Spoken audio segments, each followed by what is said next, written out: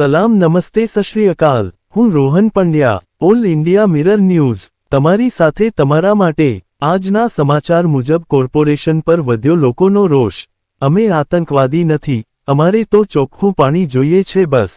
વડોદરા તા 21 ઓગસ્ટ 2026 વડોદરાના વાડી ગણેશબાગ વિસ્તારમાં છેલ્લા કેટલાક સમયથી ગંદા, દુર્ગંધયુક્ત અને પીવાલાયક ન હોય તેવા પાણીની ફરિયાદો સામે આવી રહી છે। સ્થાનિક રહેવાસીઓના જણાવ્યા મુજબ ઘરની પાણીની ટાંકી તેમજ એક્વાગાર્ડમાંથી પણ પાણીની ગુણવત્તા અંગે ગંભીર સવાલો ઊભા થયા છે। આ અંગે સ્થાનિકો દ્વારા અનેક વખત રજૂઆતો કરવા છતાં સમસ્યાનો કાયમી ઉકેલ ન આવતા મહિલાઓ સહિત સ્થાનિકોમાં પાલિકા તંત્ર સામે ભારે રોષ જોવા મળી રહ્યો છે। વડોદરા મહાનગરપાલિકાની સામાન્ય સભામાં પણ ગંદા પાણીની બોટલો રજૂ કરીને આ ગંભીર પ્રશ્ન તરફ તંત્રનું ધ્યાન દોરવામાં આવ્યું હતું। વોર્ડ નંબર 14ના નગરસેવક તીર્થ બ્રહ્મભટ્ટે સામાન્ય સભામાં આ મુદ્દો ઉઠાવીને માંગ કરી હતી કે અસરગ્રસ્ત વિસ્તારોમાંથી પાણીના વૈજ્ઞાનિક સેમ્પલ લેવામાં આવે અને માન્ય લેબોરેટરીમાં તેની તપાસ કરાવી લોકોને રિપોર્ટ જાહેર કરવામાં આવે। સ્થાનિકોનો સ્પષ્ટ સવાલ છે કે જ્યારે લોકોને તેમના હકનું સ્વચ્છ અને શુદ્ધ પીવાનું પાણી મળતું નથી, ત્યારે તેમની ફરિયાદને રાજકારણ તરીકે જોવાને બદલે સમસ્યાનું નિરાકરણ કરવું જોઈએ। દરમિયાન આજે ડેપ્યુટી મેયર દ્વારા વાડી વિસ્તારના જે સ્થળનો વિડીયો જાહેર કરવામાં આવ્યો એ પાણીના સમય પછીનો હતો, જ્યાં પહેલા 10-12 ડોલ કાળું ગટરનું પાણી હોય છે। ત્યારબાદના પાણીનો વિડીયો જાહેર કર્યો જ્યાં દુર્ગંધ ન હોવાનો દાવો કરવામાં આવ્યો હતો।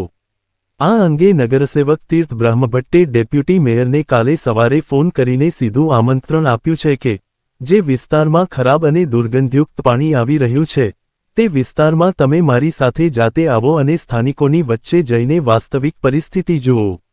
તીર્થ બ્રહ્મભટ્ટે જણાવ્યું હતું કે અમારો વિરોધ કોઈ વ્યક્તિ કે પદ સામે નથી। અમારો પ્રશ્ન માત્ર એટલો છે કે વાડી ગણેશબાગના લોકોને ચોખ્ખું અને સ્વચ્છ પીવાનું પાણી મળવું જોઈએ। જો તંત્રને લાગે છે કે પાણીમાં કોઈ સમસ્યા નથી, તો ચાલો અસરગ્રસ્ત વિસ્તારના લોકો વચ્ચે જઈને સ્થળ પર જ તપાસ કરીએ અને પાણીના વૈજ્ઞાનિક સેમ્પલ ટેસ્ટ કરાવીએ। તેમણે વધુમાં જણાવ્યું કે અમે આતંકવાદી નથી, અમારે તો ચોખ્ખું પાણી જોઈએ છે બસ। લોકોના આરોગ્ય સાથે જોડાયેલા પ્રશ્નને રાજકારણનું નામ આપવાને બદલે તંત્રએ ગંભીરતાથી લઈને તાત્કાલિક ઉકેલ લાવવો જોઈએ।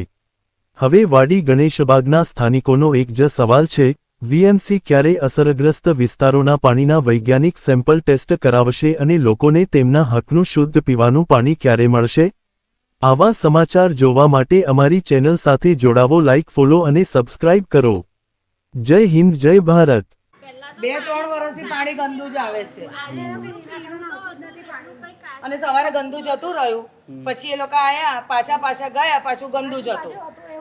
બોટલ બી ભરી રાખી છે એટલે તો તમે આ જ પાણી પીવો છો? આ જ પાણી પીએ। કયું પાણી લાવીએ? તમે જુઓ, બોરિંગ પણ નથી તો એ લોકોને પેટનું પાણી નથી હાલતું, એ લોકો બિસ્લરી પીવે તો કાલે કેવો જવાબ આપી દીધો। પાણી લઈ આવ્યા હતા અને ખરેખર પરિસ્થિતિ તો એવી જ છે કે ગંદુ પાણી છે, લોકો ગંદુ પાણી પીવામાં મજબૂર છે। તો વાત તો ડેપ્યુટી મેયરની ક્યાંક ને ક્યાંક ખોટી પડી છે। શું કહેશું? સભામાં વાત કરી હતી કે દૂષિત પાણી આવે છે અને દૂષિત પાણી આવે છે એવું નહીં, મહિલાઓ કરી છે, મહિલાઓ સ્વીકાર્યું છે કે પાણી બોટલ અમે આપી હતી। એટલે જે આદિત્યભાઈ વાત કરી છે બનાવટી, એ કદાચ મીડિયામાં સસ્તી પ્રસિદ્ધિ મેળવવા માટે વાત કરતા હોય બનાવટીની તો ખબર નહીં, પણ જ્યારે મત લેવા આવે છે ત્યારે મહિલાને બનાવટી નથી લાગતી? જ્યારે મત લેવા આવે ત્યારે ભાજપને મહિલા બનાવટી નથી લાગતી, જ્યારે દૂષિત પાણીની વાત આવે તો મહિલા બનાવટી। એટલે ક્યાંક ને ક્યાંક આદિત્યભાઈને પણ સસ્તી પ્રસિદ્ધિ લેવી છે મીડિયામાં આપીને, અને મીડિયામાં સાચા જે પ્રશ્ન જનતાના પ્રશ્ન ઉઠાવવા દેવામાં આવતા નથી। તો મેં ગઈકાલે સભામાં જોયું, એટલે આદિત્યભાઈ ક્યાંક ને ક્યાંક ખોટા સાબિત થયા છે।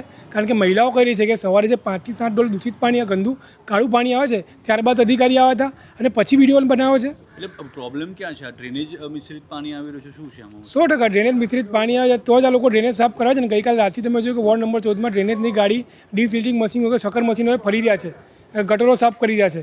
એટલે ક્યાંક ને ક્યાંક ગટર મિશ્રિત પાણી છે ત્યારે જ આ લોકો શક્કર મશીન ફરાવી રહ્યા છે ને। એમના હાલમાં પણ સોનીપુર નંબર 4માં મશીન મોકલી, જેટિંગ મશીન મોકલ્યું હતું। મહિલાઓ મજબૂર બન્યા છે કે સામાન્ય સભામાં આવવું પડી રહ્યું છે એમને રજૂઆત કરવા માટે? કોઈ મહિલાને શોખ ના હોય કે પોતાનો ઘર બહાર છોડીને આવી રીતે મીડિયામાં આવે, પરંતુ ક્યાંક ને ક્યાંક મહિલા પીડિત, દૂષિત પાણીથી પીડિત હોય, આપણે રજૂઆત સાંભળી કે ક્યાંક કોલેરા, ટાઇફોઇડના રોગો થયા છે, તે ના છૂટકે મહિલાને ઘરની બહાર નીકળવું પડ્યું છે। બાકી મહિલાને શોખ નથી સસ્તી પ્રસિદ્ધિ લેવાનો, જે આદિત્યભાઈ લઈ રહ્યા છે હાલમાં। કેમ આવવું પડ્યું તમને? શું જરૂર છે? ગંદા પાણીના મેટરના લીધે કોઈ અમારો પ્રશ્ન સોલ્વ કરતું નથી। તીર્થભાઈ અમારું સાંભળે છે, અમારું કામ તીર્થભાઈને દીપાબેન કરે છે। એટલા માટે કયો વિસ્તાર છે આ? આપણો વાડી એરિયા, વાડી ગણપતિ મંદિર, ગણેશબાગ, વોર્ડ નંબર 14. એટલે વીએમસીનું પાણી ગંદુ આવે વીએમસીનું પાણી બહુ જ ગંદુ આવે છે. કેટલા સમયથી આવે છે? બહુ 2-3 વર્ષથી તો આવું નવું જ આવે છે, કોઈ નિકાલ લાવતું નથી. અમે બધું ભાજપવાળાને બધાને કહીને થાકી ગયા. ત્યારે અમારે આ ભાઈને અમારા જીતીને આવ્યો છોકરો છે અમારો, એટલે અમારે એમને ને દીપાબેનને કહેવું પડ્યું. તો સામાન્ય સભામાં હું પણ હતો, એ ડેપ્યુટી મેયરનું તો એવું કેવું છે કે તમે આ ખાલી મુદ્દો ઉઠાવી રહ્યા છો, આ ખોટા એવું છે તો મેયરને લઈને આવો ને, પાણી પીવડાવું પ્રેમથી એમને આ પાણી. અને તમે જોયું ને, હવે તમે પણ જોયું ને, એવું તો નથી ને મેં ટાંકીમાં કંઈ નાખી દીધું છે, એવું તો છે નહીં. તમે પણ જોયું. તો હવે આનું શું સોલ્યુશન લાવવાનું પડે? કેટલા બીમાર પડે છે, કમળો, ટાઇફોઇડ અને પેલું એ મેલેરિયા ને બધું ચાલી રહ્યું છે. આજે અમે રિપોર્ટ કઢાવીને આવ્યા છે. આ 14 નંબરનો વોર્ડ